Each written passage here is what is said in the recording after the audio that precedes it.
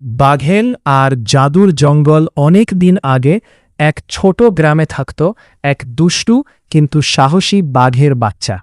তার নাম ছিল বাঘেল। বাঘেল সব সময় নতুন নতুন জায়গায় ঘুরতে ভালোবাসত। একদিন সকালে বাঘেল তার মায়ের কথা না শুনে গভীর জঙ্গলে চলে গেল। জঙ্গলটা ছিল খুব রহস্যময়। সেখানে বড় বড় গাছ, অদ্ভুত শব্দ আর ঝলমলে আলো দেখা যাচ্ছিল। হঠাৎ বাঘেল শুনতে পেল কেউ কাঁদছে। সে ধীরে ধীরে এগিয়ে দেখল একটা ছোট্ট হরিণছানা কাঁদছে। বাঘেল জিজ্ঞেস করল, কি হয়েছে তোমার? হরিণছানা বলল, আমি আমার মায়ের থেকে আলাদা হয়ে গেছি, পথ খুঁজে পাচ্ছি না। বাঘেল একটু ভাবল। যদিও সে দুষ্টু ছিল, কিন্তু তার মনটা ছিল খুব ভালো।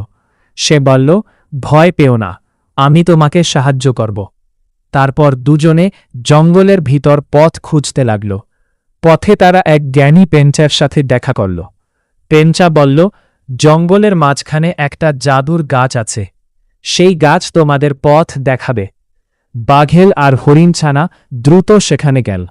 জাদুর গাছটা হঠাৎ আলো জ্বালিয়ে দিল। তারপর গাছের ডাল একদিকে ইশারা করল।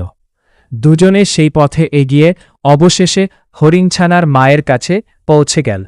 হরিণের মা খুব খুশি হয়ে বলল, ধন্যবাদ বাঘেল, তুমি খুব সাহসী আর দয়ালু।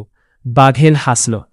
সে বুঝতে পারল অন্যকে সাহায্য করার আনন্দ সবচেয়ে বড় আনন্দ। সেদিন থেকে জঙ্গলের সব প্রাণী বাঘেলকে ভালোবাসতে